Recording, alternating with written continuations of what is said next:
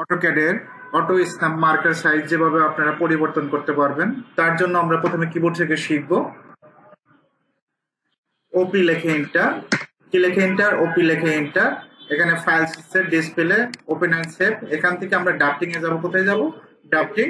এখানে দেখবেন auto snap marker size. এই অটো স্ন্যাপ মার্কার সাইজ আসলে কি কাজ করে সেটা আমরা একটু পরে বুঝাবো। তো এখান থেকে আমরা প্রথমে একেবারে স্মল করে দিচ্ছি।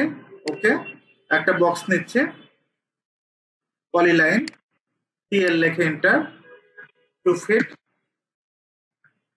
2 ফিট 2 ফিট 2 ফিট। ওকে, এখন এটা যদি ডাইমেনশনটা চেক দেই, ডিএলআই লেখে এন্টার।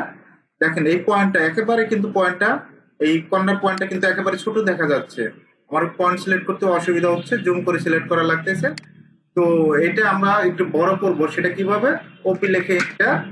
এখান থেকে দেখবেন যে অটো স্ন্যাপ মার্কার সাইজ, এটা মিডলে রাখবেন, মিডলটা বেটার হবে কাজ করতে। তো আমরা মিডলে রাখবো, মিডল লিখে অ্যাপ্লাই। ওকে, এখন যদি ডাইমেনশনটা চেক দেই, ডিএলআই লিখে এন্টার। দেখেন পয়েন্টটা কিন্তু একটু বড় হচ্ছে, ইন পয়েন্টটা, এই পয়েন্ট সিলেক্টটা কিন্তু একটু বড় দেখা যাচ্ছে। অটো স্ন্যাপ মার্কেট যেটা, এখানে ক্লিক করবেন, এই পয়েন্টে ক্লিক, এভাবে কিন্তু ডাইমেনশন চেক দিতে পারবেন। আমি যদি একেবারে বড় করে দেই অটো স্ন্যাপ মার্কেট সাইজ যেটা, এখান থেকে টুলসে যাবেন, টুলস থেকে সেটিং, আপনি এইভাবে এই অপশন, এখান থেকে আপনি কাজ করতে পারবেন। টুলস থেকে অপশন, এখান থেকে অটো স্ন্যাপ মার্কেট সাইজটা একেবারে বড় করে দেব। ডাইমেনশনটা চেক দিচ্ছি,